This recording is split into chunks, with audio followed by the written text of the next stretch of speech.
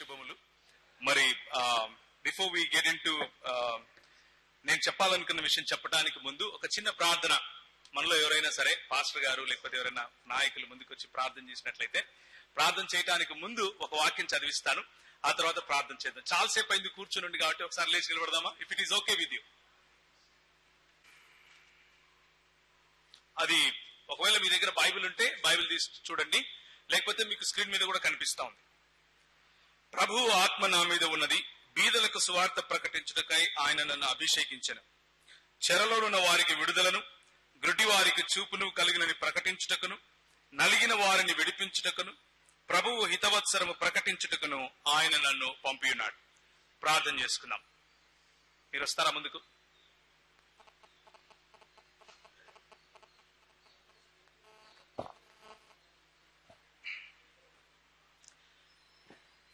ప్రార్థన చేస్తున్నాను. పరిశుద్ధుడికి మా పరం తండ్రి, మీ పరిశుద్ధ నామన మా తరలోంచి ప్రార్థన చేస్తున్న ప్రభా, దేశవ్యాప్తంగా ప్రభా క్రైస్తవ విశ్వాసం మీద గొప్ప ఉలజడి కలుగుతున్నప్పుడు దాన్ని ఎదుర్కోవడానికి, క్రైస్తవ విశ్వాసాన్ని అభివృద్ధి చేయడానికి గొప్ప బైబిల్ పాండిత్యం కలిగినటువంటి సోదరుని బట్టి వందనాలు.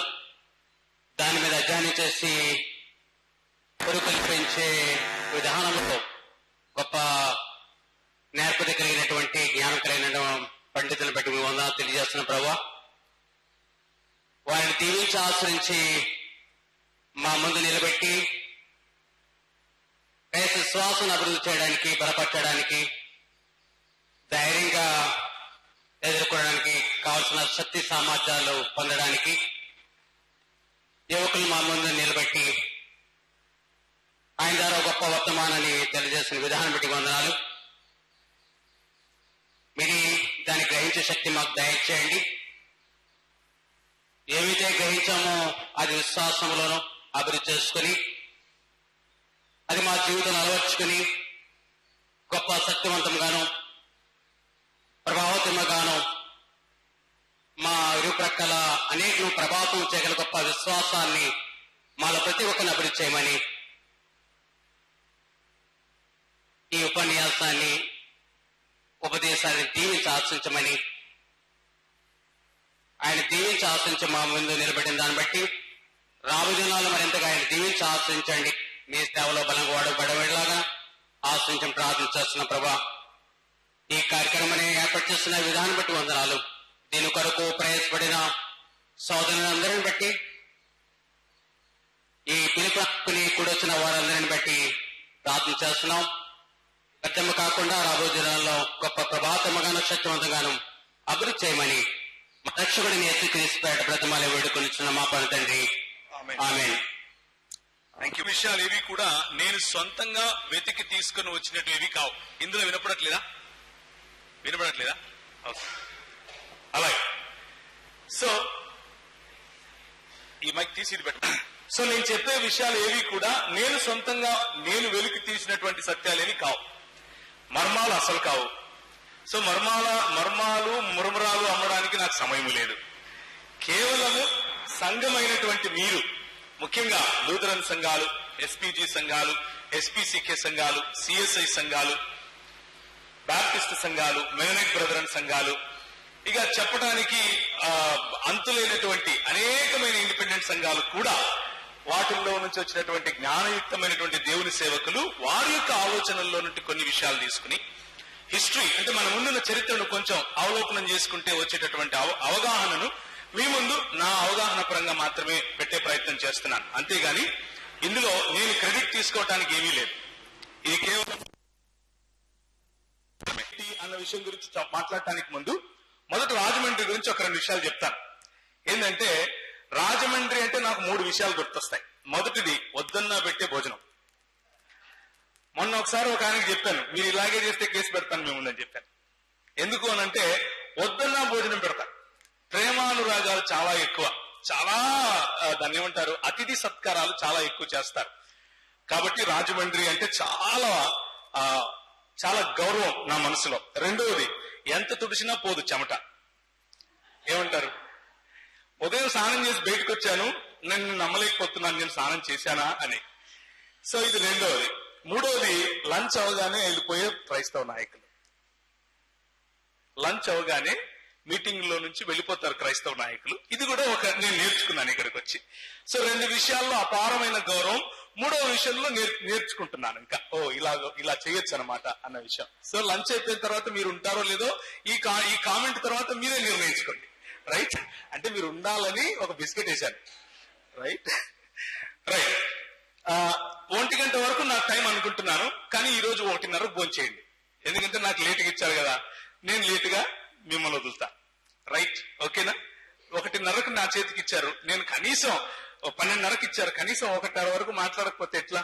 రైట్. దేర్ఫోర్ క్రైస్తవీకరణ అంటే ఏంటంటే వి హ్యావ్ ఎన్ అజెండా.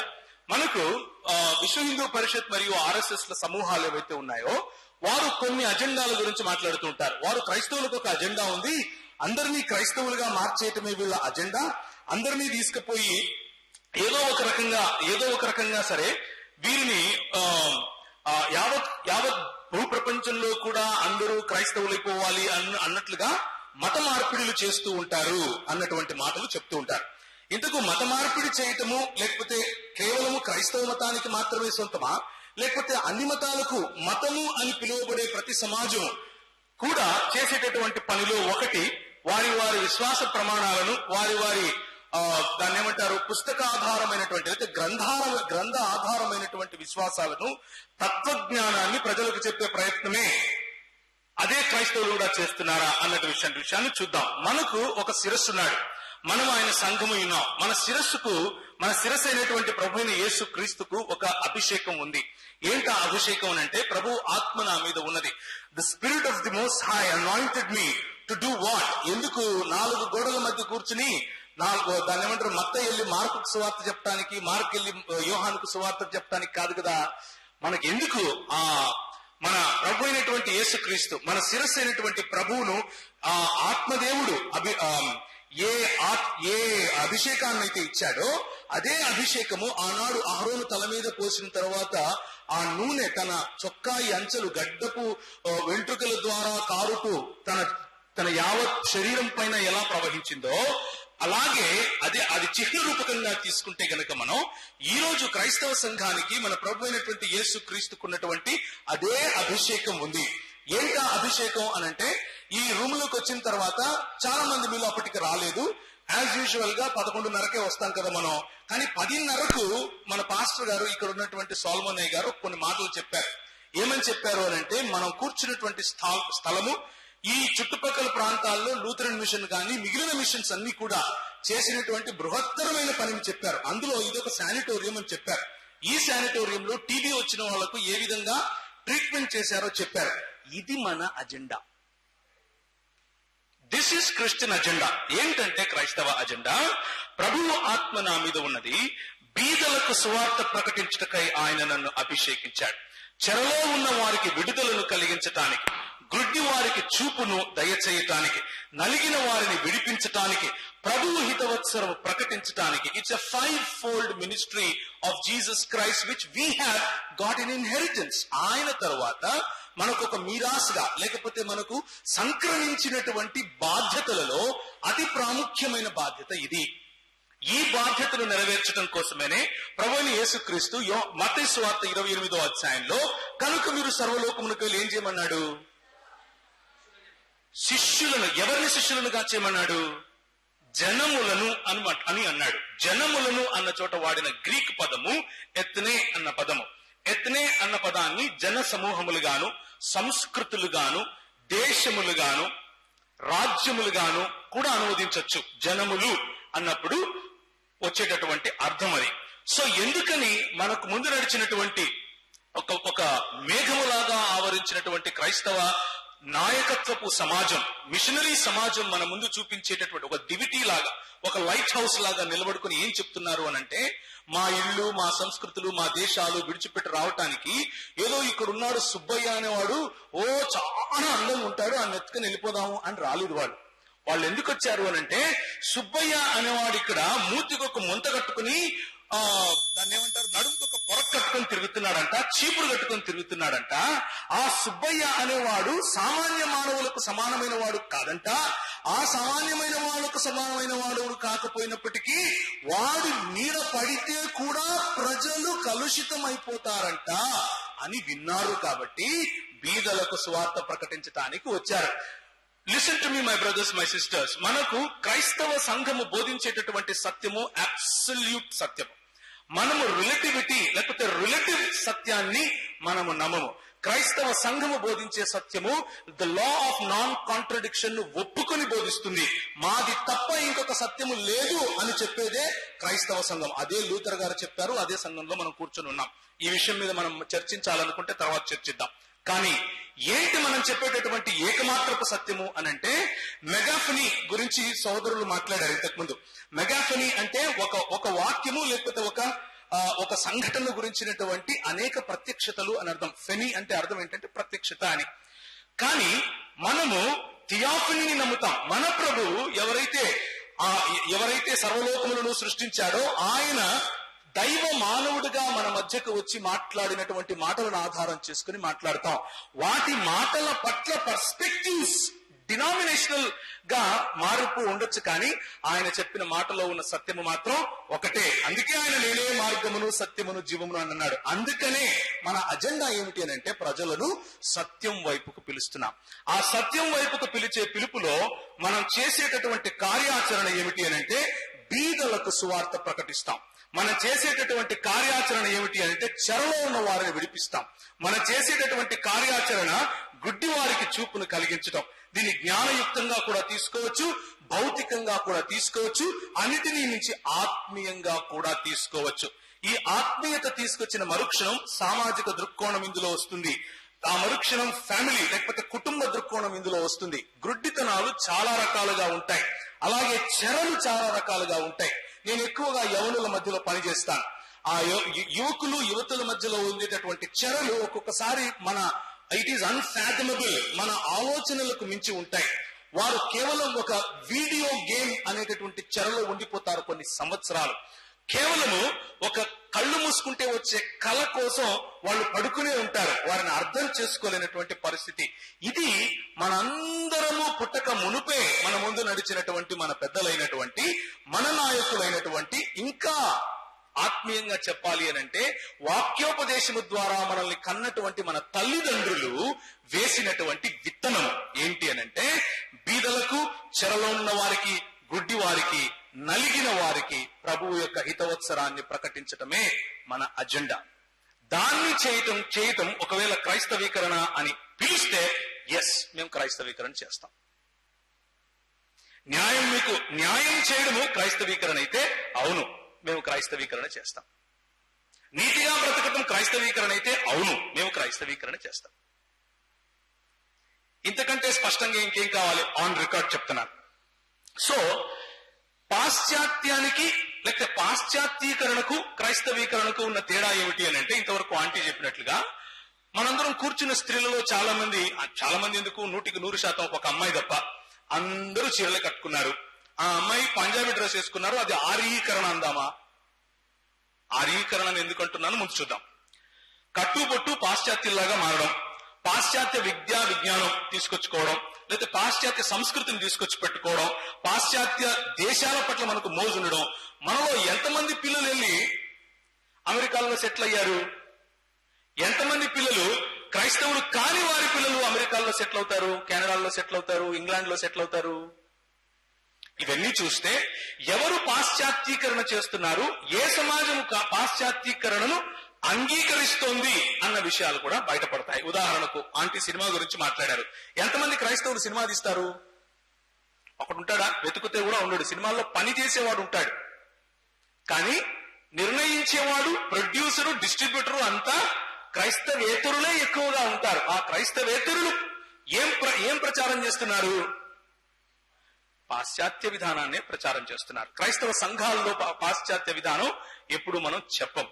మనం భారతీయ పద్ధతులు, భారతీయులను ఫోకస్ చేసుకుని, భారతీయ సంస్కృతిని ఆధారం చేసుకుని భారతీయతను పెంపొందించే మాటలే ఈరోజు ఉదయం వచ్చినప్పుడు శామ్యుల్ గారు కూడా చెప్పారు. సొలొమోన్ గారు శామ్యుల్ గారే కదా, నెల్సన్ బాబు గారు, క్షమించండి, రైట్. దేర్ఫోర్ క్రైస్తవ మతం మాత్రమే మిషనరీ మతం అని చాలా చాలా సార్లు, ఇప్పుడు మొన్నటికి మొన్న ఒక ఆయన మహారాష్ట్ర నుంచి ఎంపికైనటువంటి ఎంపీ గారు కూడా అన్నారు. ఏమని అన్నారు అని అంటే, మన దేశానికి 2 చీడ పురుగులు ఉన్నాయి. మొదటిది ఇస్లాం. ఎందుకు అని అంటే వాళ్ళు బాంబులు పెట్టి ప్రజలు చంపుతారు. రెండవ చీడ పురుగు ఏమిటి అని అంటే క్రైస్తవం. ఎందుకు అని అంటే వీరు కనిపించరు, చాప కింద నీరులాగా వెళ్లి మన కుటుంబాలను, మన సంస్కృతిని, మన దేశాన్ని విచ్ఛిన్నం చేస్తున్నారు అని చెప్పేటటువంటిది అనమాట. ఆయన స్టేట్మెంట్ లోనే ఆయన ఏమంటున్నాడు అని అంటే, భారతదేశంలో ఉన్నటువంటి మతాలు ఏవైతే ఉన్నాయో అవన్నీ కూడా హైందవ మతాలే అని చెప్పాడు. ఏంటి చెప్తారా ఏమేమి ఉన్నాయో?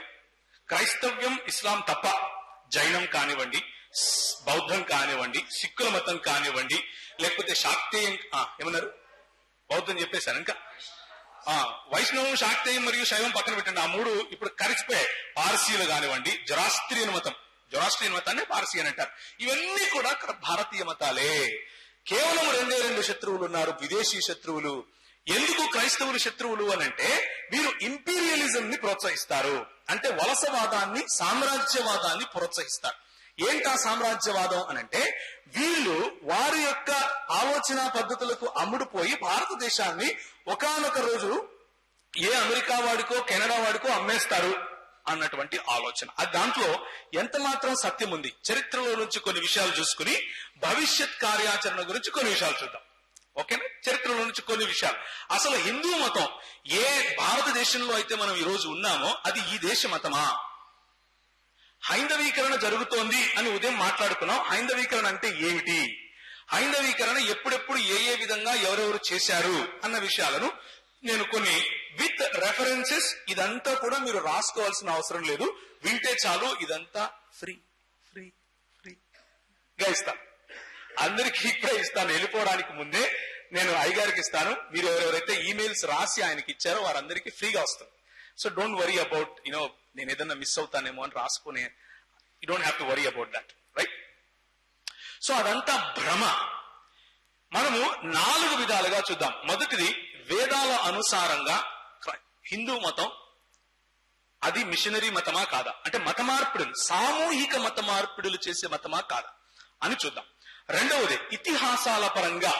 ఇతిహాసాలు అంటే తెలియని వారి కోసం, వీళ్ళు చాలా మంది అందరూ విఘ్నులే, తెలియని వారికి చెప్తున్నాను. ఇతిహాసాలు అని అంటే రామాయణ, భారత లాంటివి, రైట్? భాగవతం మరియు భగవద్గీత, వీటిని ఇతిహాసాల ప్రమాణాలుగా తీసుకుంటారు, రైట్? రామాయణం, ముఖ్యంగా రామాయణం మరియు భారతం. మధ్యయుగ చరిత్ర ద్వారా చూసుకుందాం, ఆ తరువాత నవయుగ చరిత్ర ద్వారా చూసుకుందాం. ఇతిహాసాల్లోనే నేను పురాణాలను కూడా జొప్పించాను. ఇందులో ఇతిహాసాలు పురాణాలు వేరైనప్పటికీ పురాణాలు ఇతిహాసాల మీద ఆధారపడే రాశారు. దేర్ఫోర్ చూద్దాం. సో మొట్టమొదటిగా భారతదేశంలో ఈ రోజు పాపులర్ గా ఉన్నటువంటి ఆ జీవన విధానం ఏదైతే ఉందో దీన్ని ఆర్యన్ జీవన విధానం అని పిలుస్తారు. ఆర్యీకరణ జరిగింది అని చెప్పటానికి మొట్టమొదటిసారిగా ఈ మాట నేను ప్రస్తావిస్తున్నాను. క్రింద 3వ అంకెలో గనక చూస్తే, అందుముగనే వశిష్ఠ పుత్రులు సింధు నదిని అనాయాసముగా దాటినారు, భేదనామక శత్రువును హతమార్చినారు. వశిష్ఠ పుత్రులారా, ప్రసిద్ధి దాశరాగ్ని యుద్ధమునందు మంత్రబలమునేంద్రుడు సుధాముని రక్షించినాడు. ఇంద్రుని పూజించేవారు మెల్లమెల్లిగా ఏ విధముగా సింధు నదిని దాటి యువతలి ప్రాంతానికి వచ్చారు అన్నది ఋగ్వేదంలో ఉన్నటువంటి మాటను. ఋగ్వేదము 7వ మండలము 33వ శ్లోకము 3వ మంత్రం, దాన్ని నేను మీ ముందు 3వ రుక్కు దాన్ని పెట్టాను. దీన్ని కావాలంటే మీరు వెరిఫై చేయొచ్చు. దాశరథి రంగాచార్యులు గారు అనువాదించినటువంటి ఋగ్వేదమైనా చూడొచ్చు, లేకపోతే గోరఖ్పూర్ ప్రెస్ వాళ్ళు వేసేటటువంటి వేదాలు కూడా ఉన్నాయి. ఒకవేళ హిందీ స్క్రిప్ట్ చదవగలిగిన వారు ఉంటే మీరు తీసుకుని చూడొచ్చు. మొట్టమొదటిసారిగా ఇప్పుడున్నటువంటి రాజస్థాన్ పై భాగం అంటే పాకిస్తాన్, ఆ పాకిస్తాన్ పై భాగం అంటే ఆఫ్ఘనిస్తాన్, ఆ ఆఫ్ఘనిస్తాన్ కు కొంచెం పైన పామీర్ అన్నటువంటి ప్రాంతం ఉంది. ఆ పామీర్ అన్నటువంటి ప్రాంతంలో అన్ని కొండలు లేకపోతే పర్వతాలు ఒక ముడిలాగా అక్కడి నుంచే బయలుదేరుతాయి. అటువైపు సెంట్రల్ ఏషియాకు, ఇటువైపు మధ్య ఆసియా ప్రాంతానికి అంటే మిడిల్ ఈస్ట్ ప్రాంతానికి, తర్వాత ఇటువైపు హిమాలయ ప్రాంతానికి కొండలు విడిపోయి వస్తాయి. ఈ ప్రాంతము నుండి ప్రజలు అంటే అక్కడికి చేరుకున్నటువంటి ఆర్య సమాజము భరత మరియు ఇంకో కొన్ని తెగలుగా విడిపోయి అక్కడి నుంచి రావటం చూస్తారు. దాని గురించిన వివరణ మళ్ళీ చూపిస్తాను. ఋగ్వేదం 6:27-5లో ఇంద్రుడు వరశిఖాసురుని పుత్రులను వధించినాడు. హరప్పానగరపు పూర్వభాగమును వసించిన వృచివాన్ కృతులను వధించినాడు. ఈ మంత్రం ద్వారా అనార్యులైన హరప్పావాసులను ఆర్యులు హతమార్చినట్లుగా అవగతమవుతోంది. ఈ ప్రాంతంలో నివసించినటువంటి హరప్పా నాగరికులైనటువంటి ద్రవిడులను లేకపోతే స్థానికులను హతమారుస్తూ లోపలికి వచ్చినటువంటి సమాజాన్ని ఆర్యుల యొక్క సమాజముగా పిలుస్తారు. అయితే ఈరోజు రీరైటింగ్ ఆఫ్ హిస్టరీ అనేది జరుగుతోంది. ముఖ్యంగా సుబ్రహ్మణ్య స్వామి గారు, ఆయన వెనుక ఈ రాజీవ్ మల్హోత్రా గారు, ఆయన వెనుక ద మినిస్ట్రీ ఆఫ్ దాన్ని ఏమంటారు archaeology and the ministry of education, వీరందరూ కలిసి ఆర్య ద్రవిడ సిద్ధాంతం అన్నది కేవలము భారతీయుల మధ్యలోకి వచ్చినటువంటి క్రైస్తవ మిషనరీలు సృష్టించిన ఒకానొక విభజించి పాలించేటటువంటి ఈ ఒక వ్యూహం, షడయంత్రం అన్న పేరు పెట్టారు దానికి. కానీ ఇదే సత్యం. ఎందుకు అనంటే విభజించి పాలించటం దసరా లేకపోతే దీపావళి కానుకగా ఆర్యులు ప్రపంచానికి ఇచ్చారు. అది ఎలాగో కూడా నేను చూపిస్తాను దీని తర్వాత. రైట్, ఋగ్వేదం 1:118,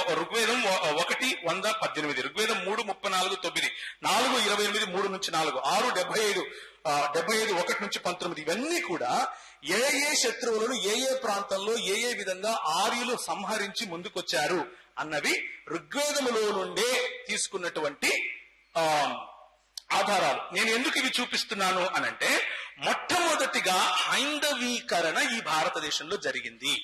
ప్రతి మతము ప్రతి జాతి విస్తరించటం కోసం, వారి సెటిల్మెంట్స్ కోసం వారు రుక్కులను తెచ్చుకున్నారు. మొట్టమొదటిగా వచ్చిన వాళ్ళమని చెప్పుకున్నటువంటి ఆర్యులు స్థానికులను దాసులు దస్యులు అని పిలిచారు, పంచములని పిలిచారు, మ్లేచ్చులని పిలిచారు, నాగులని పిలిచారు. కొండ ప్రాంతాలకు, కొండ చర్యలకు, వింధ్యసాత్వర పర్వతాల క్రింది భాగానికి అటువైపు కాంబోజ ప్రాంతం అంటే కాంబోడియా, ఇప్పుడున్నటువంటి కాంబోడియా ప్రాంతం వరకు, థాయిలాండ్ కాంబోడియా వరకు కూడా తరిమి వేసినటువంటి దాఖలాలు. మీకు స్క్రీన్ పైన కనిపిస్తున్నటువంటి ఈ భాగం ఏదైతే ఉందో దీన్ని ఆర్యావర్తం అని పిలుస్తారు. ఆర్యావర్తం కాదు, ఆర్యావ్రతం. ఆర్యావ్రతం. ఈ ఆర్యావ్రతాన్ని గనక మీరు చూసినట్లయితే కోసల, విదేహ, పుంచల, కురు దేశాల యొక్క సమ్మేళనం. ఇది సింధు నది ప్రాంతానికి కింద సరస్వతి నది అప్పటికి బ్రతికి ఉండేది. గంగా, బ్రహ్మపుత్ర నదులు ఈ రోజుకు ఉన్నాయి. ఈ నదీ ప్రాంతాలలో నివసించటానికి వలసగా వచ్చిన వారు ఈ ప్రాంతాల్లో దాదాపు, ఇది విష్ణు పురాణం 74:4లో గనక చూస్తే, that the country where there is no differentiation of the 4 castes should be known as the మ్లేచ్ఛ దేశ.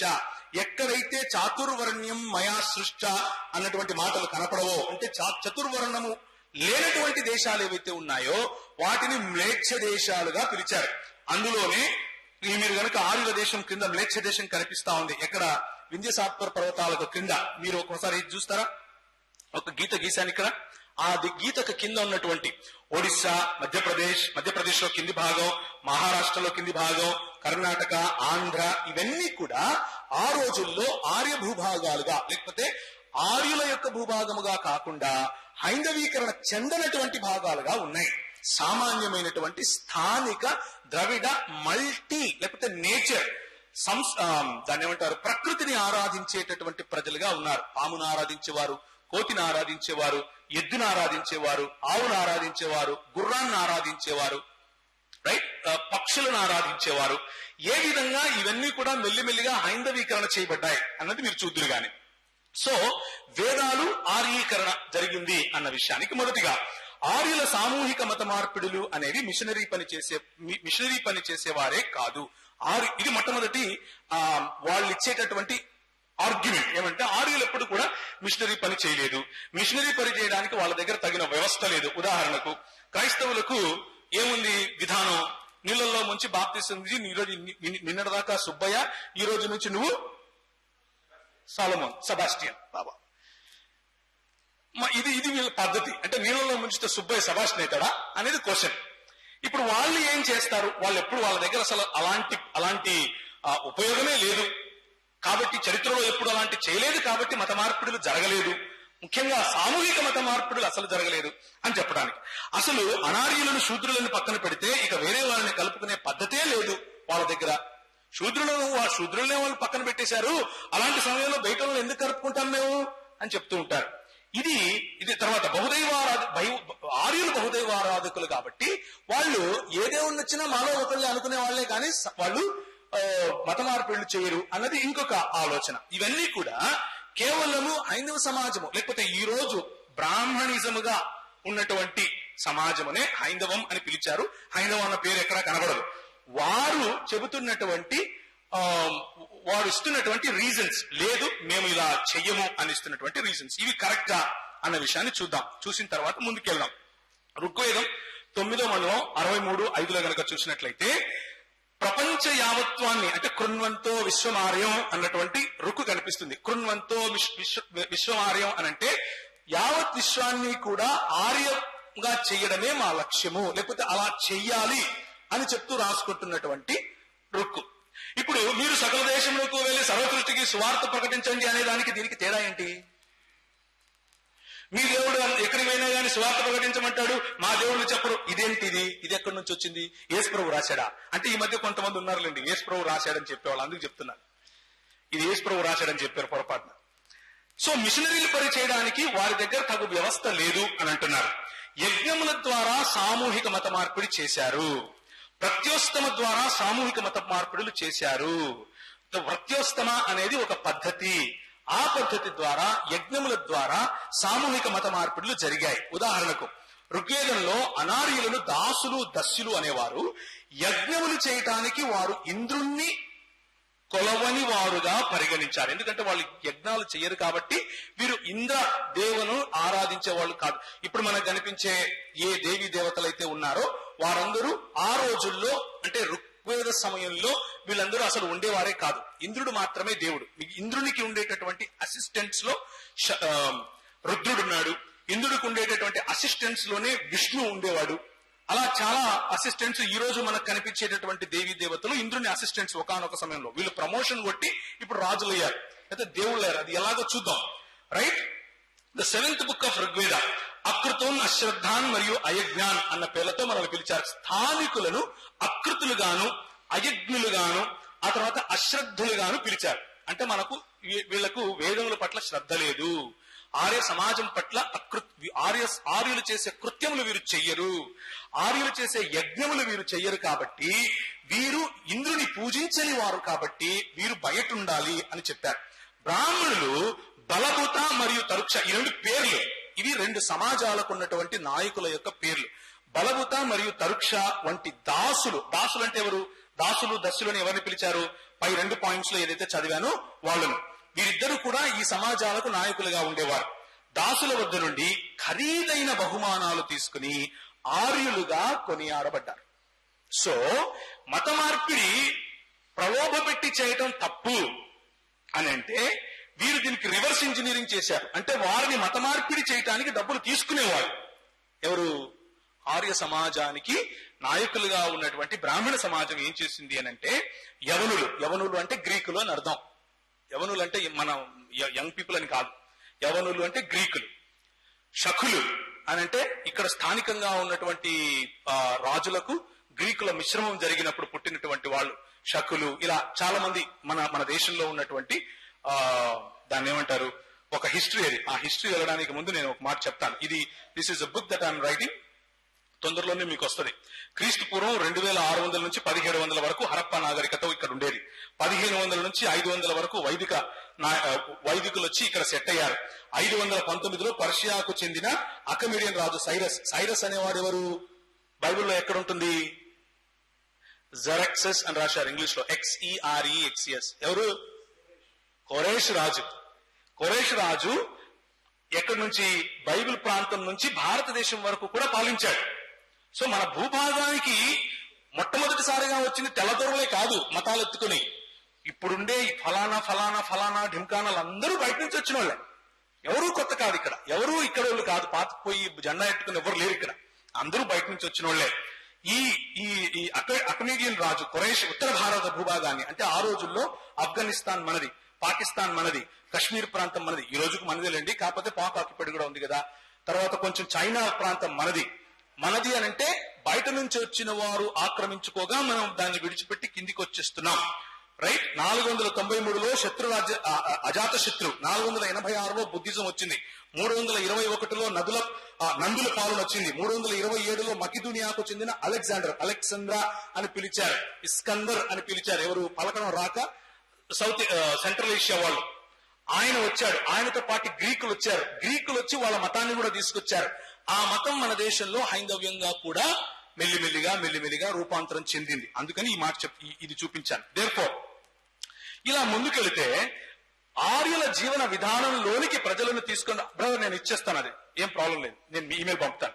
ఆర్యుల జీవన విధానంలోనికి వారి జీవన విధానం నుంచి పడిపోయిన వారిని తిరిగి ఆర్య సమాజంలో చేర్చుకోవటానికి వృత్యుడు అంటే ఆర్య పద్ధతులను విడిచిన వాడు అని అర్థం.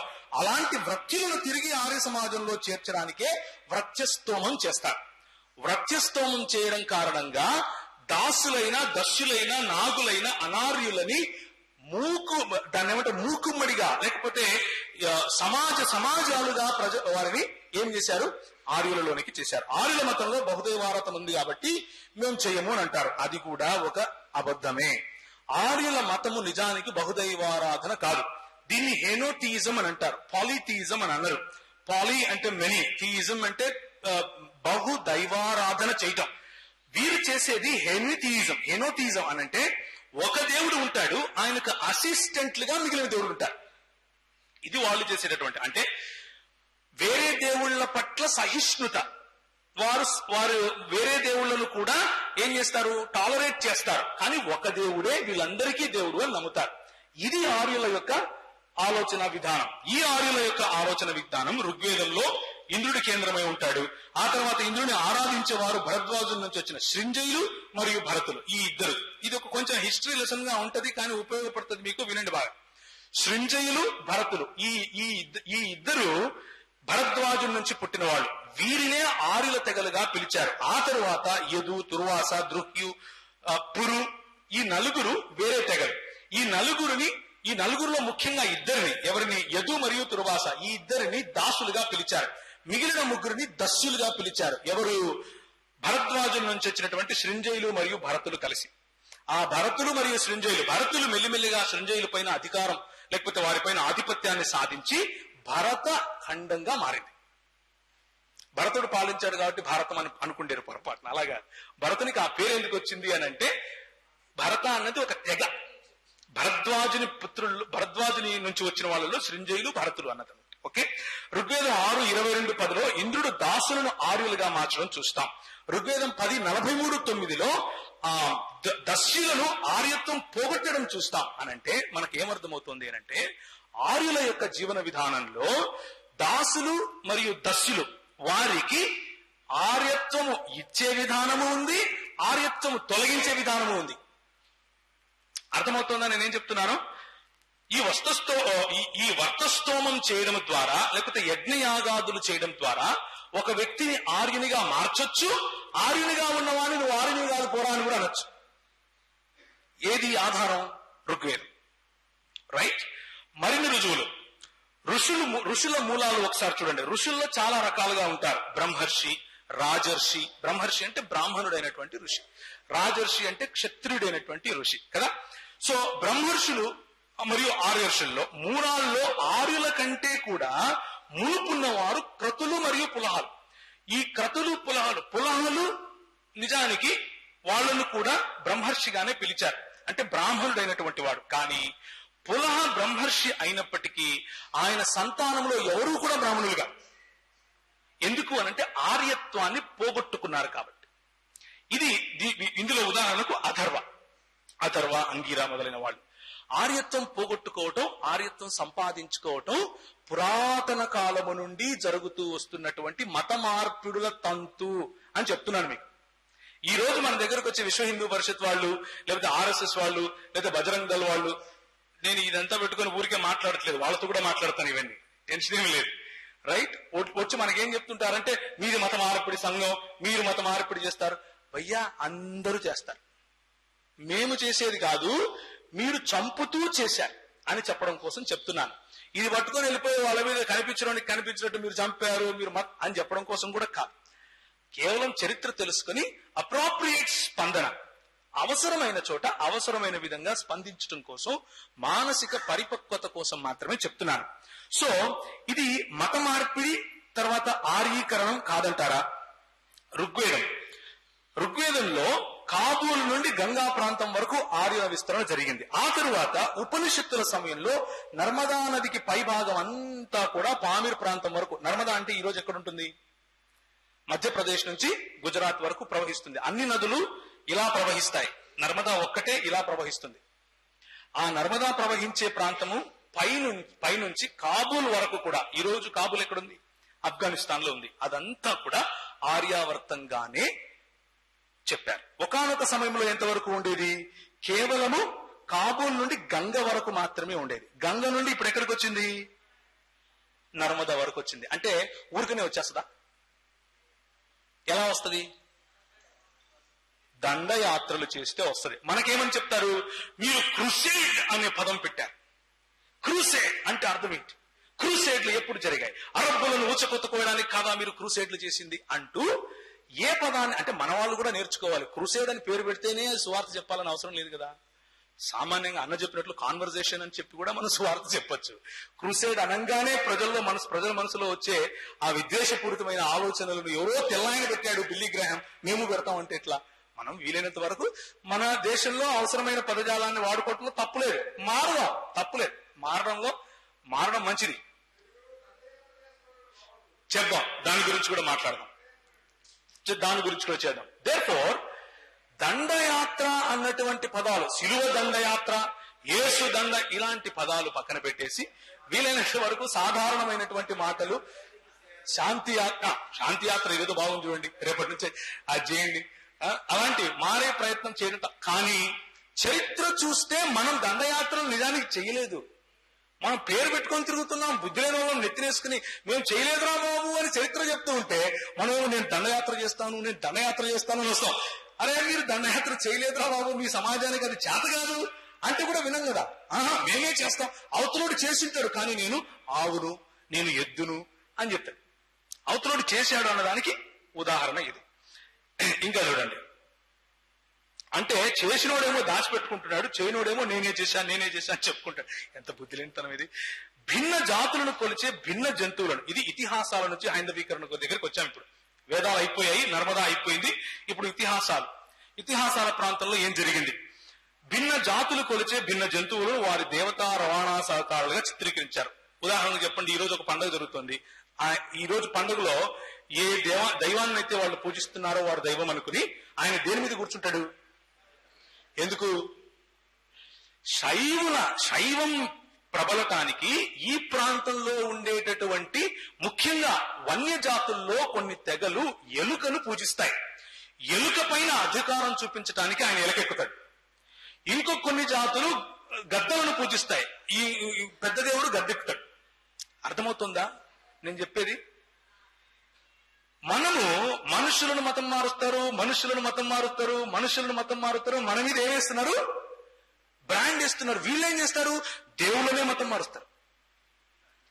అర్థమవుతుందా నేనేం చెప్తున్నాను? తెగలను మార్చడానికి వారి దేవుళ్ళని మత మార్పిడి చేస్తారు. ఎలక ఒకప్పుడు హైందవ్యంలో భాగం కాదు, ఇతిహాసాలకు సమయం వచ్చే వరకు హైందవ్యంలో భాగం అయిపోతుంది.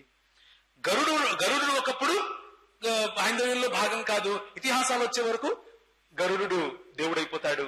ఇలా చెప్పుకుంటూ పోతే పులి, సింహము, ఎద్దు పైన ఎవరెక్తారు? నంది కదా. ఎందుకు అనంటే దక్షిణామూర్తి అన్నటువంటి పేరు ఎవరికి? దక్షిణామూర్తి అన్న పేరు ఎవరిది? శివునికి దక్షిణామూర్తి అన్న పేరు. ఆయన దక్షిణ ప్రాంతం వైపు అగస్త్యుడు వచ్చిన సమయంలో, అడికి వస్తాను, ముందు ఇది అయిపోద్దాం. కృష్ణుడు నాగుపాము పైన నాట్యం చేయడం, రాముడు శివధనస్సు ఎత్తుకోవడం. శివధనస్సు రాముడు ఎందుకు ఎత్తుకోవాలి? సీత చిన్నప్పుడు బుడిగల మాదిరి ఆడుకునిందట శివధనస్సుతో.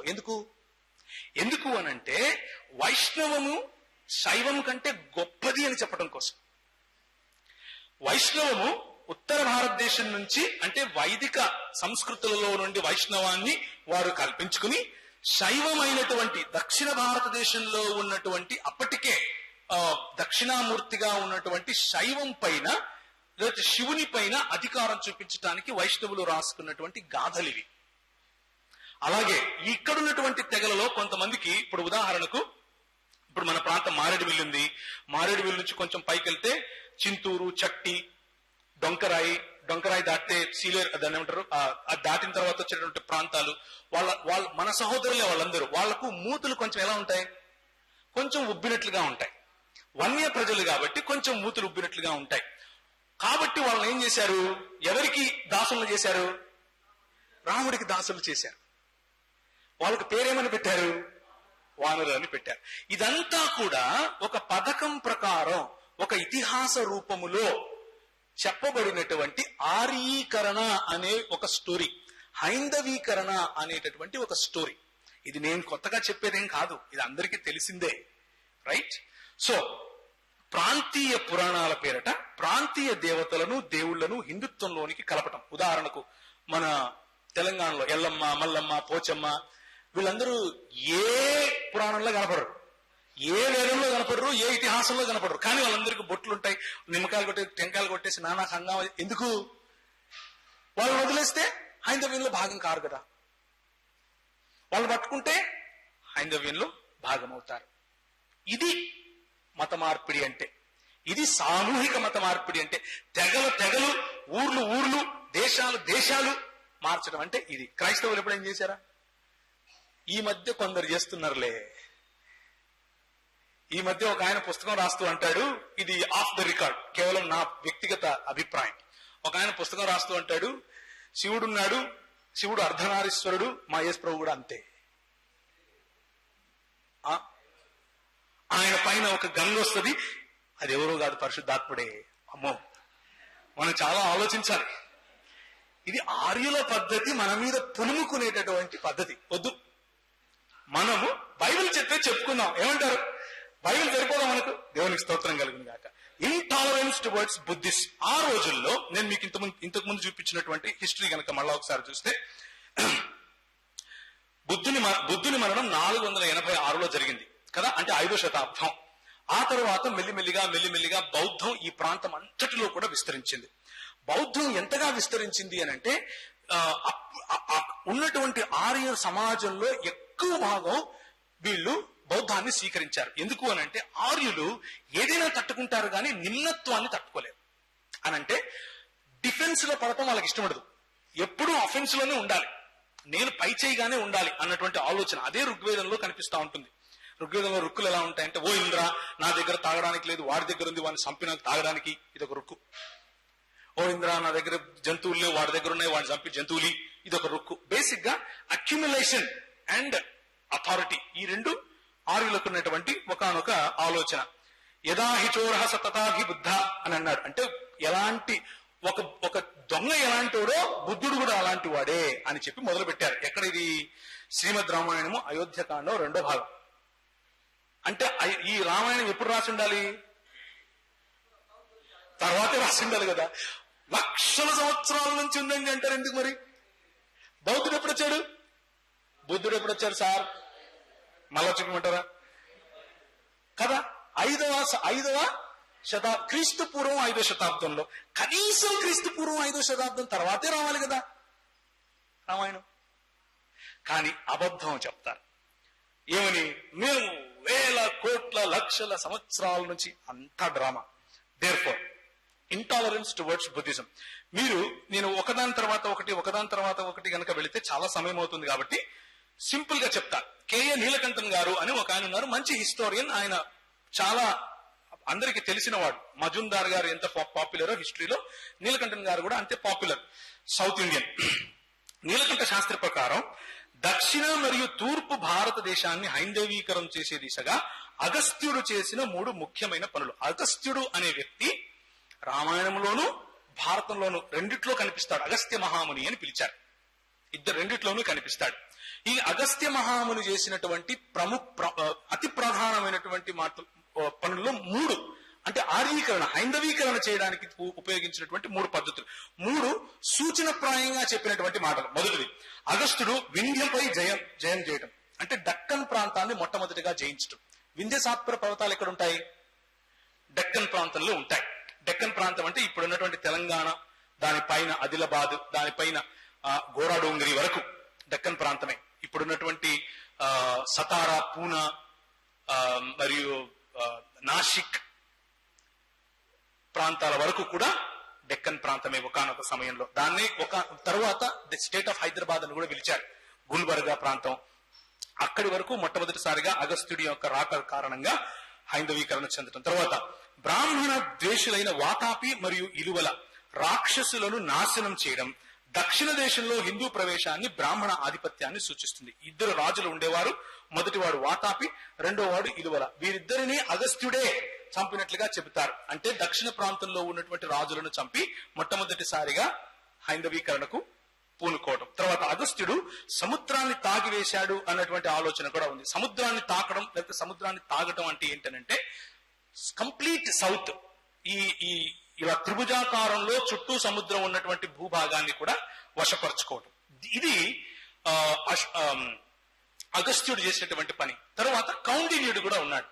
ఈ 2 చాలా ఇంపార్టెంట్ విషయాలు, అగస్త్యుడు మరియు కౌండిన్యుడు. కౌండిన్యుడు కూడా ఉత్తరాది నుండి రావటం, కౌండిన్య గోత్రంతో ఇప్పటి వరకు కూడా మలబారు ప్రాంతం వరకు కౌండిన్య గోత్రం అన్ని చోట్ల ఉంటుంది బ్రాహ్మణులకు, ఇది గుర్తుంచుకోండి. సో సంప్రతి ద్వారా జైన మతం, అశోకుని ద్వారా బౌద్ధం, ఈ 2 విస్తరించాయి. జైనాన్ని, బౌద్ధాన్ని ఈ రోజు కాన్స్టిట్యూషన్ లో ఏమని రాసుకున్నాం మనం, లేకపోతే ఈ రోజు మనకు చెప్పేవాళ్ళు ఏమని చెప్తారు, ఇవన్నీ కూడా ఆఫ్ షూట్స్ ఆఫ్ హిందూయిజం అని చెప్తారు. కానీ ఇవి ఆఫ్ షూట్స్ ఆఫ్ హిందూయిజం కాదు. ఇవి స్వయం ప్రతిపత్తి కలిగినటువంటి వేరే మతాలు. ఇవి చాలా వరకు ఆర్యులలో చాలా మందిని జైనీకరణం జరిగింది. ఆర్యుల్లో చాలా మంది బౌద్ధీకరణలోనికి కూడా వచ్చారు. ఆ సమయంలో ఏం చేశారు అనంటే భయంకరంగా ఊచకోత కోశారు. మనం శిలువ దండయాత్ర, క్రీస్తు దండయాత్ర, ఆ దండయాత్ర చేసేదేమీ ఉండకపోయినా పెట్టుకుంటాం. కానీ వీళ్ళు నిజంగానే దండయాత్ర చేశారు. ఎలా చేశారు, ఎంత మిషనరీ, మన మిషనరీలు ఇలా చేశారు అన్న ఆలోచన వాళ్ళకి ఎందుకు వస్తుంది అనంటే వాళ్ళ మిషనరీలు ఇలా చేశారు కాబట్టి, వారి గ్రంథాలు ఇలా చెప్తున్నాయి కాబట్టి. వారి గ్రంథాలు ఆర్యీకరణ లేకపోతే హైందవీకరణ ఇలా జరిగింది అని నొక్కి ఒక్కాణిస్తున్నాయి కాబట్టి మనం కూడా అలాగే చేస్తున్నామేమో అని వాళ్ళు అనుకుంటున్నారు. కానీ అపోహ తొలగిస్తే చాలు, అర్థమవుతుంది కదా, అపోహ తొలగిస్తే చాలు. ఆర్యులచే బౌద్ధ మతాన్ని విధ్వంసం సృష్టించారు. దయానంద సరస్వతి ఆర్య సమాజానికి స్థాపకుడు మరియు దయానంద సరస్వతి గురించి తెలిసేగా మీకు, మహర్షి దయానంద సరస్వతి. ఆయన అంటాడు, what a pity, the true theistic Vedic religion has disappeared whilst the atheistic Jain religion has prevailed to the great determinant of people. That is, Jain religion must put down somehow. ఏదో ఒక రకంగా దీన్ని చంపాలి అని అంటాడు మొన్న వచ్చిన ఆయన. కానీ అంతకు ముందు జరిగింది ఏంటి, పుష్యమిత్ర శృంగుడు అని ఎవరైనా పేరు విన్నారా? పుష్యమిత్ర శృంగుడు అని పేరు విన్నారా? Let me cut off some. Shunga వంశానికి చెందినటువంటి పుష్యమిత్ర శృంగుడు అని ఒక ఆయన ఉండేవాడు. ఆయన అంటాడు, ఒక్కొక్క బుద్ధుని తలకాయకి 100 నాణ్యాలు ఇస్తాను అని అన్నాడు. ఒక్కొక్క బౌద్ధ భిక్షువు తలకాయకి 100 నాణ్యాలు. దీన్ని ఏమంటారు, ప్రాస్లిటైజింగ్ అంటారు. దీన్నే మత మార్పిడి అంటారు. మత మార్పిడి అనంటే టీబీ రోగాన్ని నివారణ చేస్తాం నాయన, నువ్వు మా మతం పుచ్చుకున్నా పుచ్చుకోకపోయినా మాకేం సంబంధం లేదు, మా ప్రభువు చెప్పారు బీదలకు సువార్త ప్రకటించమని, మేము వచ్చి టీబీ బాగు చేస్తాము అని ఇక్కడ ఒక శానిటోరియం పెట్టుకుంటే మత మార్పిడి కాదు. 100 నాణ్యాలు ఇస్తాను, ఒక బౌద్ధుని తలకాయ తీసుకురా అంటే మత మార్పిడి. ఇది జరిగింది హిస్టరీలో. ఇది మనం సొంతంగా తలకాయలో నుంచి చెప్పేది కాదు, ఇది హిస్టరీలో రాసుంది. రైట్. గుప్తుల కాలంలో దక్షిణ తూర్పు ఆసియా ప్రాంతాలైన Burma, Java, Sumatra, Malay, Bali, సింగపురి, సియామా, సిలోను, కంబోజా అంటే కాంబోడియా వరకు హైందవ్యం విస్తరించింది. ఎలా పోయింది, రెక్కలు వచ్చిపోయిందా? ఏం సార్ రెక్కలు వచ్చిపోయిందా? కాదు, ఈ ప్రాంతాల్లో ఇక్కడ చంపిన బౌద్ధులు విస్తరించారు. ఇక్కడ ఏ బౌద్ధం అయితే పుట్టిందో ఇక్కడ ఉండకుండా ఆ బౌద్ధాన్ని ఊచకోత కోసినప్పుడు వాళ్ళు ఈ ప్రాంతాలకు వలసపోయారు. బౌద్ధ భిక్షువులు మీకు మధ్యప్రదేశ్ లో ఒక సాంచి అన్నటువంటి ఒక పాయింట్ ఉంటుంది. సాంచి అన్న పాయింట్ లో అశోకుడు రావటం, అక్కడ తనకు తరిగిన స్తూపం కూడా ఉంటుంది, అశోకుని స్తూపం ఉంటుంది. అక్కడికి వచ్చి గాయాలు మాన్పించుకోవటం ఇలాంటివన్నీ జరుగుతాయి. ఆ తర్వాత బౌద్ధం వైపుకు ఆయన ఆకర్షింపబడతాడు. ఆయన కారణంగా చాలా మంది బౌద్ధంలోనికి వస్తారు. ఆ సమయంలో వీరు ఓర్వలేని సమయంలో 7వ శతాబ్దం తర్వాత, ముఖ్యంగా శంకరాచార్యుని తర్వాత, నాకు 15 నిమిషాలే ఉంది, చాలా స్లైడ్స్ ఉన్నాయి కానీ ట్రై చేస్తాను. శంకరాచార్యుని సమయం తర్వాత భయంకరమైనటువంటి ఊచకోత జరిగింది. ఆ సమయంలో ఇక్కడ నుంచి పారిపోయినటువంటి వారు, ఇక్కడ నుంచి వలస వెళ్లిపోయినటువంటి బౌద్ధులు ఎక్కడికెక్కడికి వెళ్లారు అనంటే ఆఫ్ఘనిస్తాన్. అప్పటికే 7వ శతాబ్దం తర్వాత ఇస్లాం వచ్చింది కాబట్టి అక్కడ ఉన్నటువంటి బౌద్ధం అంతరించిపోయింది. ఇటువైపుకు వెళ్ళిన, అంటే భారతదేశానికి ఇలా భారతదేశం మ్యాప్ పెట్టుకుంటే right side Thailand, Java, Sumatra, Malaysia, Singapore, Cambodia ఏవైతే ఉన్నాయో, బాలి, మాల్దీవ్స్, వీటన్నిటి వైపుకు వలస వెళ్లిపోయారు. అలా వెళ్లిపోయిన వారిని విడిచిపెట్టారా? ఇక్కడి నుంచి మిషనరీలుగా వెళ్లారు. ఎవరు? హైందవ భిక్షువులు మిషనరీలుగా వెళ్లారు. ఒకవేళ మిషనరీలుగా వెళ్ళకపోతే దాన్ని ఏమంటారు, అతి పెద్ద ఇస్లామీ దేశం ఏంటండి ఈరోజు? ఇండోనేషియాలో హైందవ ఆలయాలు ఎలా వచ్చాయి? ఇక్కడ నుంచి ఎగిరి తీసుకుపోయి పెట్టాడా మోదీ గారు? లేకపోతే వాజ్పేయి గారు పెట్టారా? వాజ్పేయి గారు వెళ్లి సందర్శించి వచ్చారు. ఎందుకు? ఎలా? అక్కడికి ఎలా వచ్చాయి? ఎలా వచ్చాయనంటే బౌద్ధ సామ్రాజ్యం అటు విస్తరించినప్పుడు, బౌద్ధులు అటువైపుకు వెళ్ళినప్పుడు వారిని, అంటే ఎవరైతే బౌద్ధం వైపుకు ఆకర్షింపబడ్డారో వారిని హైందవీకరణ చేశారు. హైందవీకరణ చేసినప్పుడు అక్కడ ఆలయాలు వెలిశాయి. ఇది అంత మాత్రమే కాదు, ఈజిప్ట్ వరకు వెళ్లారు. ఎక్కడి వరకు? ఈజిప్ట్ వరకు. కొన్ని మీకు చూపిస్తాను, చూద్దురు గాని. రైట్?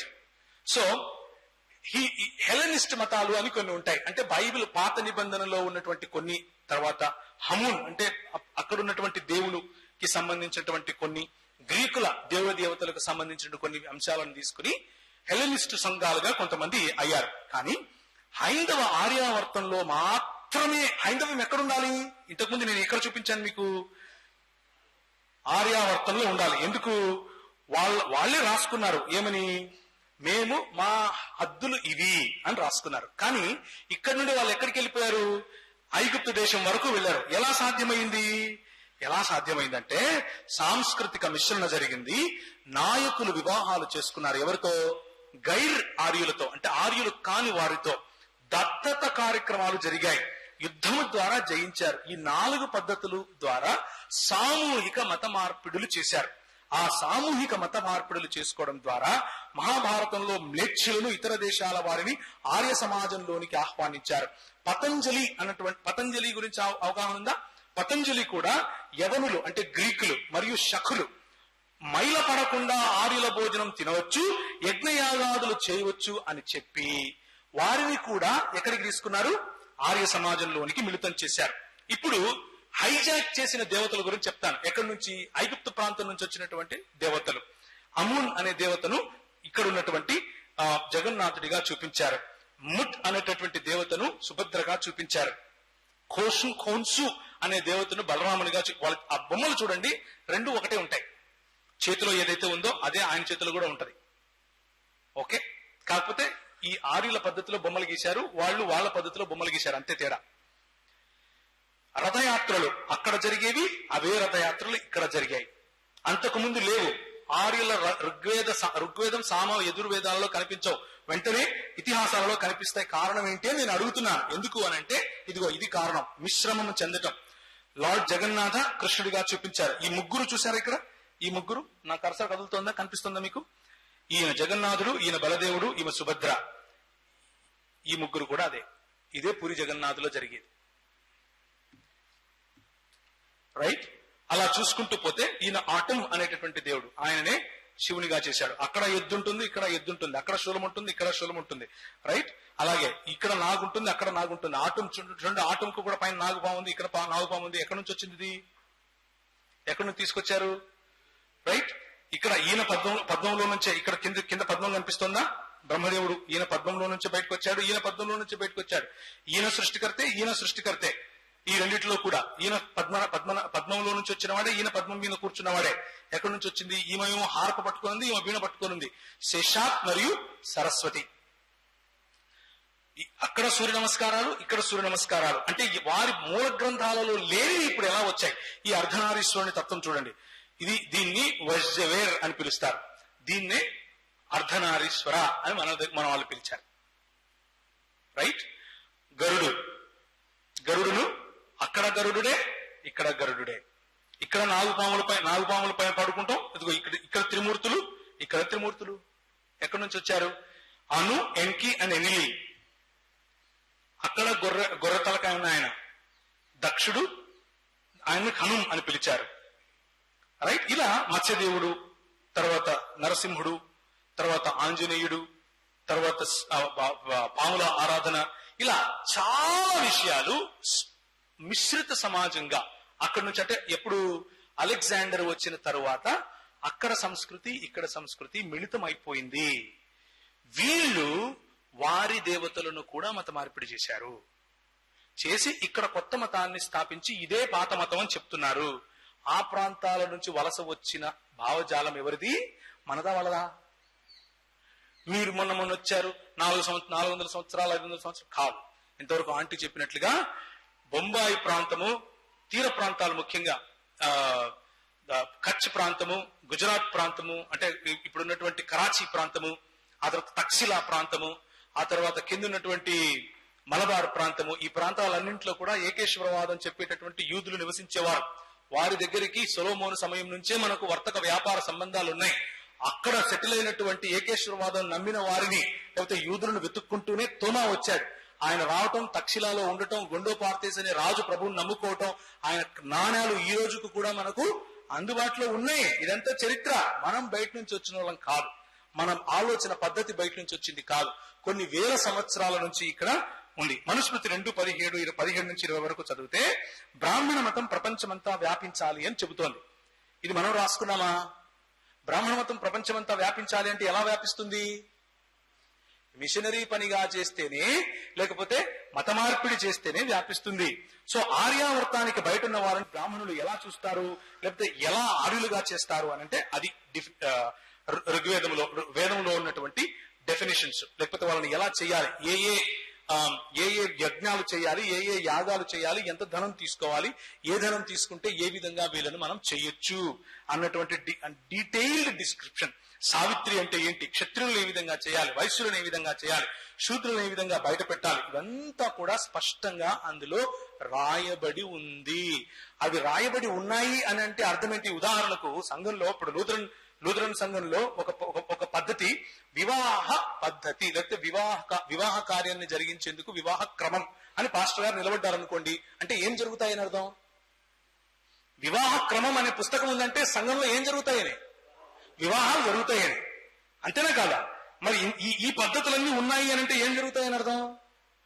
అనార్యులను ఆర్యులుగా చేయడం జరుగుతుందని అర్థం. అర్థమవుతుందా? రిజిస్టర్ ఆఫీస్ ఉంది అని అంటే అర్థం ఏంటి? రిజిస్ట్రేషన్లు జరుగుతాయి. మనుస్మృతిలో ఈ విధంగా ఆర్యీకరణం చెయ్యొచ్చు అని రాసింది అని అంటే అర్థం ఏంటి? ఆర్యీకరణం జరిగింది. రైట్. దేర్ఫోర్ భాగవత పురాణంలో హైందవీకరణ. భాగవత పురాణం a liberal devotional text. The net result is that foreigners may be admitted into Hinduism. భాగవత పురాణ contains the following verses. ఏంటి? ఒక్క నిమిషం, అది దానికంటే కూడా ఇంపార్టెంట్ ఇది. ఈరోజు గ్వాలియర్ ప్రాంతానికి గనక మనం వెళ్ళినట్లయితే బేసనగర్ అనే ఒక ఊరుంది. దాంట్లో క్రీస్తు పూర్వం 52 సంవత్సరంలో చెక్కిన శిలాఫలకం ఒకటి ఉంది. దాన్ని హెలిడోరస్ అనే శిలాఫలకంగా పిలుస్తారు. హెలిడోరస్ అనే ఆయన బై నేమ్ ఎవరై ఉండాలి? జస్ట్ పేరు విని చెప్పండి, ఏమైంటాడు? ఏం ఫారినరు? గ్రీక్. ఎందుకు? ఇప్పుడు నా పేరు ప్రవీణ్, తెలుగులో ప్రవీణుడు, డూ పెడతాం. ఎందుకు పెడతాం? గ్రామర్. డూ మూవులు ప్రథమ విభక్తి, పురుషులకు డూ పెట్టాలి, అంతేనా? అందుకే అలాగే గ్రీకు భాషలో అనేది పెడతారు. తిమోతి అంటే తిమోతిస్, అవునా? యోనా అంటే యూనుస్, ఏలియా అంటే ఏలియాస్. అర్థమవుతుందా? యేసు అంటే యేసుస్, అందుకే జీసస్ అయింది. మన కర్మ. ఆ జే ఎక్కడి నుంచి వచ్చిందో కూడా తెలియదు. రైట్. హెలిదోరస్ శిలాఫలకం ప్రకారంగా హెలిదోరి అనేటటువంటి వ్యక్తి ఎవరు? గ్రీకు ప్రాంతం నుంచి వచ్చిన వాడు. ఆయన ఎవరి గురించి మాట్లాడుతున్నాడు? 59వ BC-లో భాగవత పురాణం చదవడం కారణంగా ఆయన మరియు ఆయన రాజ్యస్తులందరూ హైందవులైపోవడం, ఆయన వంశమంతా హైందవులైపోవటం, యజ్ఞయాగాదుల ద్వారా హైందవీకరణ చెందటం, ఇలా హెలిదోరస్ అనే గ్రీకు తన రాజ్యానికి సంబంధించిన వారందరూ హైందవీకరణ అయినట్లుగా శిలాఫలకంలో రాసి పెట్టారు. మరి ఇప్పుడు మీరు చెప్పండి, మాస్ కన్వర్షన్స్ ఎవరు చేశారు? కేవలము క్రైస్తవులు చేశారా? అందరూ చేశారు.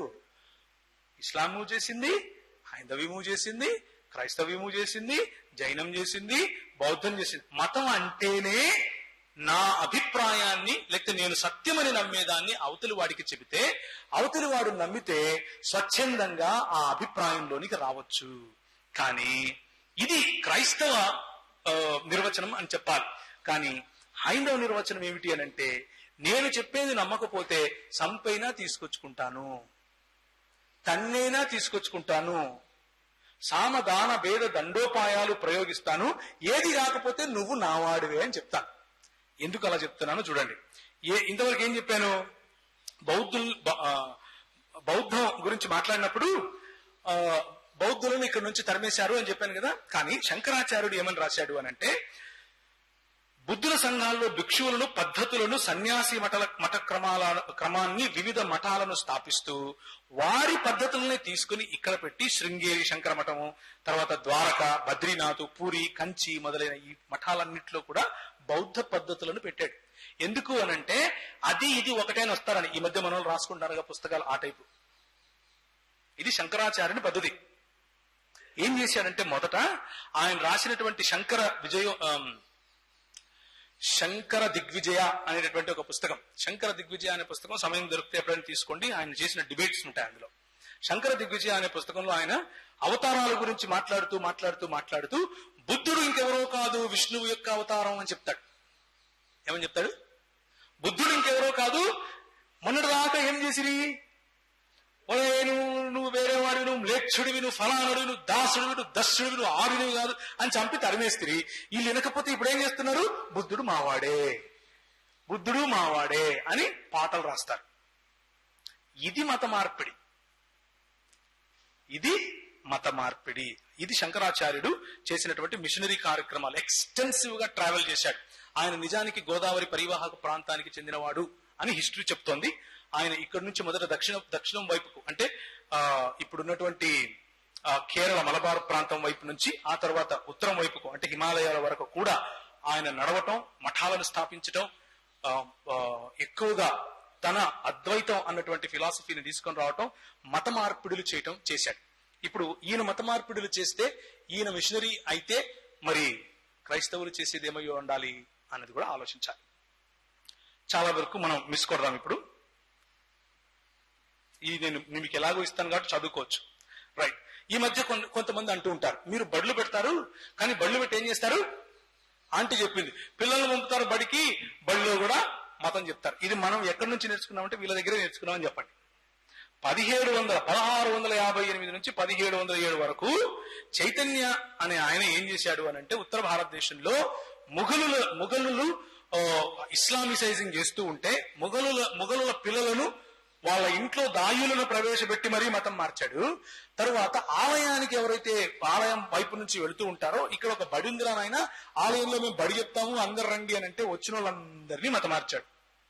ఇది నేను చెప్పట్లేదు, ఇది హిస్టారికల్ ఎవిడెన్స్. ఇది ఆలయాలు స్థాపించి ఆలయాల్లో బళ్ళు పెట్టి బళ్ళ ద్వారా ప్రజలను మత మార్పిడి చేశారు. సామూహిక మత మార్పిడి, ముస్లిం పిల్లలను ముఖ్యంగా. చైతన్య ప్రభు అని పిలిచారు ఈయనని. దానికి హిస్టారికల్ ఎవిడెన్స్ ఉన్నాయి. హరిహర రాయలు, బుక్క రాయలు అని పేరు ఎప్పుడైనా విన్నారా? అయిపోయిందన్నా, నాది అయిపోయింది. 3 minutes ఉంది, అయిపోయి చేస్తాను.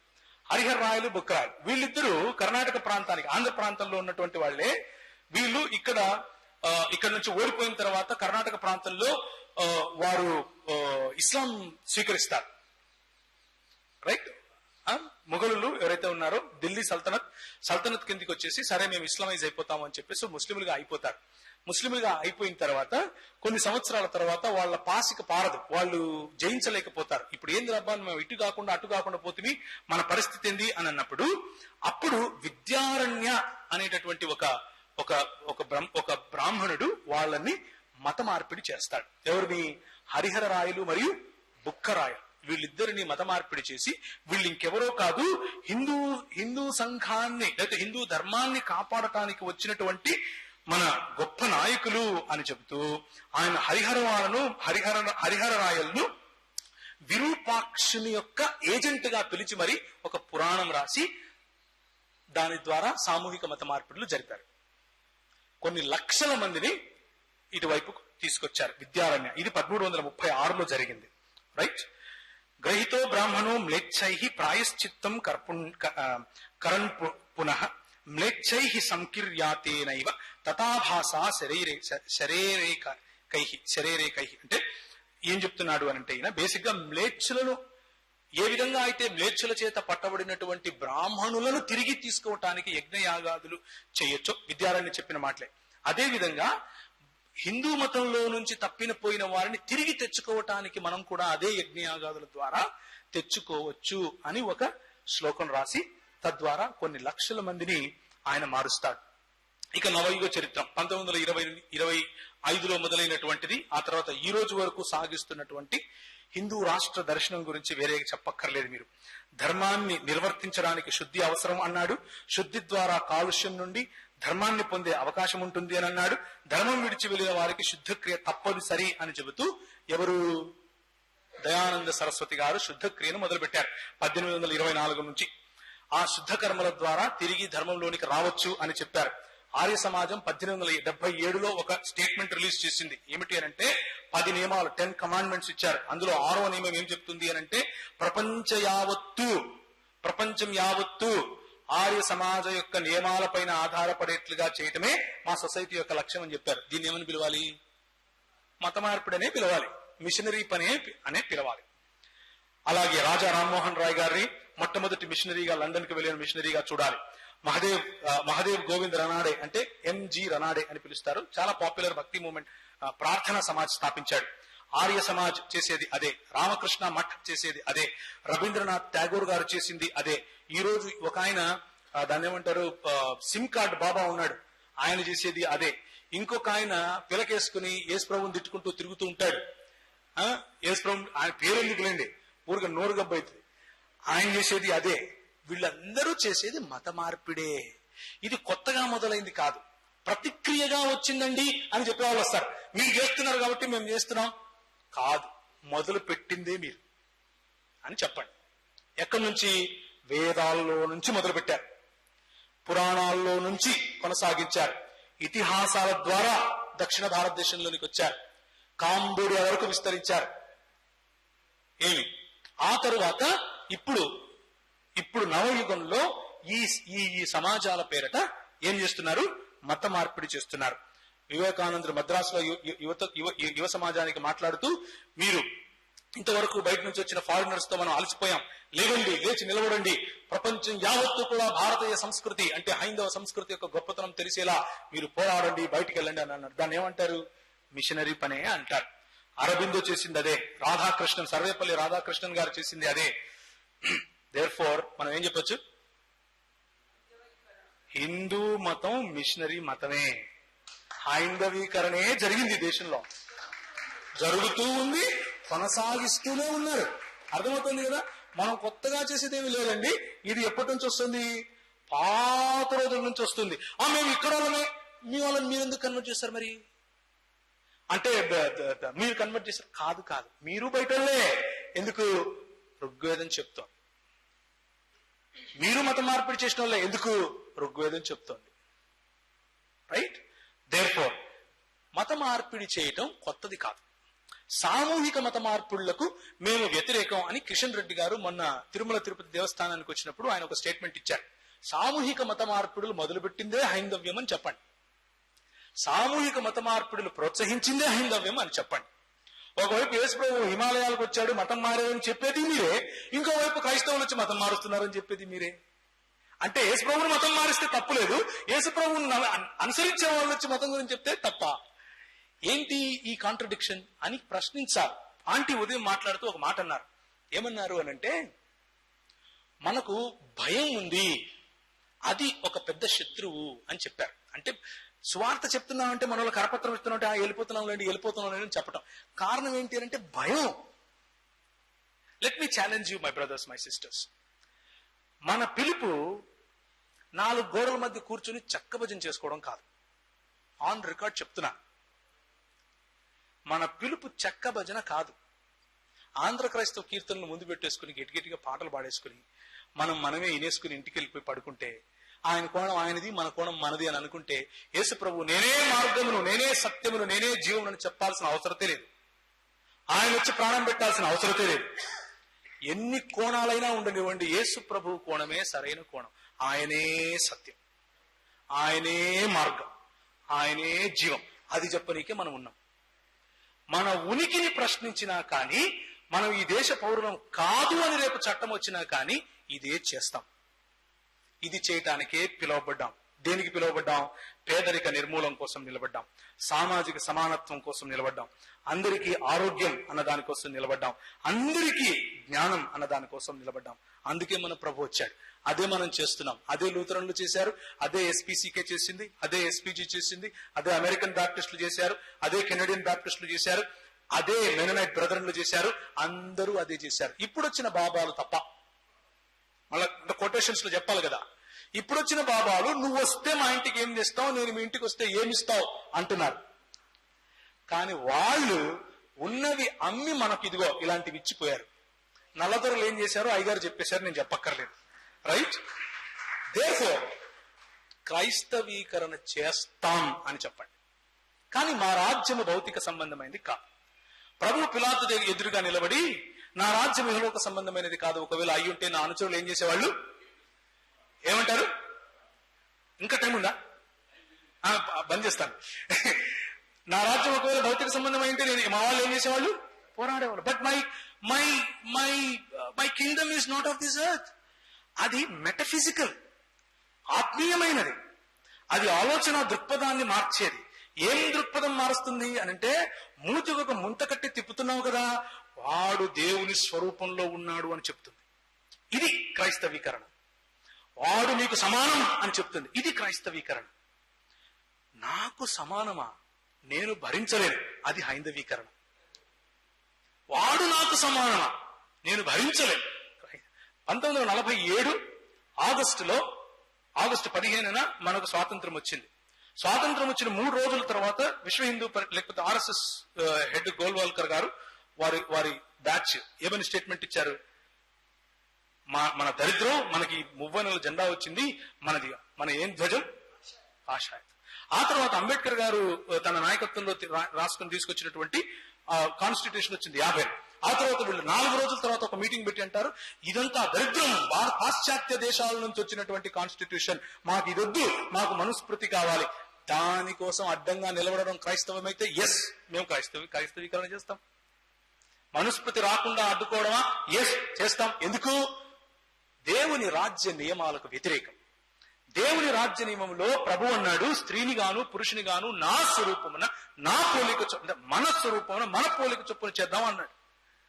నువ్వు స్త్రీకేమో లోపల ఉండాలంటావు, స్త్రీకి కనుబొమ్మలు కలిస్తే అదంటావు, పాదాలు కలిస్తే ఇంకొకటి అంటావు, నల్లగా ఉంటే ఫలాందంటావు, ఎర్రగా ఉంటే ఫలాందంటావు, ఏయో పేర్లు పెడతావు, పాపయోనయ అని భగవద్గీతలో ఒక శ్లోకం పెడతావు, శూద్రులు అంటావు, ఫలానా అంటావు, విభజించి పాలిస్తావు.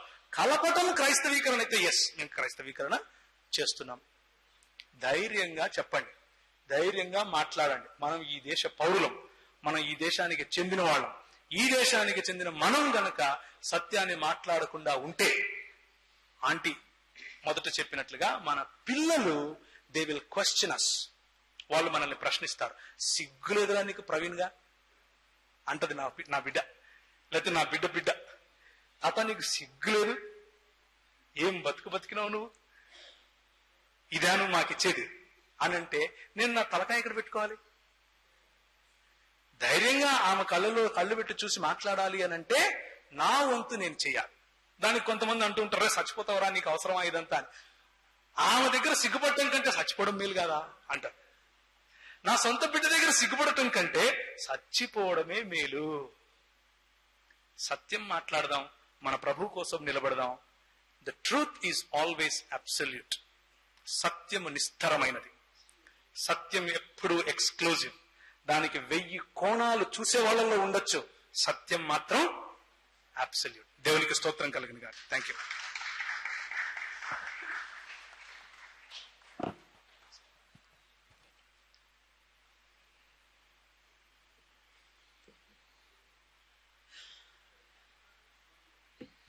దయచేసి అందరూ ఇక్కడికి రండి. ప్రవీణ్ గారు ఎక్కడికో తీసుకెళ్లిపోయారు కదా. అవాస్తవంలో ఉన్నాం ఇప్పటి వరకు, అవాస్తవంలోనే బ్రతుకుతున్నాం. వాస్తవాన్ని కళ్ళకు కట్టినట్టుగా చూపించిన ప్రవీణ్ గారికి మందరి పక్షంగా హృదయపూర్వక వందనాలు తెలియజేస్తున్నాను. నిజానికి ఆయన తేల్చి చెప్పింది ఏంటంటే మనం ఏం చేయడం లేదు అని. ఏమి చేయకుండా పేరు పెట్టుకుని బ్రతుకుతున్నాం. ఇంకొకటి ఏంటంటే ఈ ఐదవీకరణ అనే దానిని రోమన్ క్యాథలిక్ సంఘం అనుసరించింది. చక్కగా దేవుణ్ణి మార్చింది. ఆ చేసే పద్ధతుల్ని మార్చకుండా క్రైస్తవ ప్రేమను చూపించడానికి నాంది పలికింది. మనం అది చేయము, ఇది చేయము. ప్రొటెస్టెంట్స్ గా ఉండాల్సిన విధానం కూడా మనం పాటించడం లేకపోయిన కారణం చేత ఏమీ చేయలేని వారంగా మిగిలిపోయాం. వాస్తవానికి ఇంత చరిత్ర విన్న తర్వాత దండయాత్ర చెయ్యాలా వద్దా అని చేస్తే తప్పు అన్నట్టుగా ఎవరో ఒకరు చెప్పారు. కాదు, మనం చేస్తున్నది దండయాత్ర కాదు. అర్థమైందా? నిజ క్రైస్తవుడు చేసేది దండయాత్ర, హైందవీకరణ చేసేది దండయాత్ర. కానీ వాస్తవానికి ఆత్మీయమైన దండయాత్ర ప్రభు ఎలా చేయాలో కూడా చెప్పాడు. 5-fold ministry. అది చేయడం కానీ చేతనైతే చెప్పుకోవడానికి బయట వాళ్ళకి ఏమీ ఉండదు. చేసి చూపించాల్సిన అవసరం ఉందని మారుతుంది. అదే మనుషుల్ని పట్టే జాలాలుగా చేయడం అంటే. మిమ్మల్ని చేపలు పట్టేవాళ్ళు కాదు కానీ మనుషులు పట్టేవాళ్ళగా చేస్తాను రా ప్రభువు చెప్పిన మాట. మనము చేపలు పట్టడానికే పరిమితం అయిపోతున్నాం. ఆలోచన చేద్దాం. ఇంతటి ఆ నిగూఢమైన అర్థాన్ని, చారిత్రకమైన అంశాలను మాకు తెలియపరిచినందుకు ప్రవీణ్ గారికి మరొకసారి హృదయపూర్వక వందనాలు తెలియజేస్తూ ఈ సమయాన్ని అయ్యగారికి అప్పగిస్తున్నాను.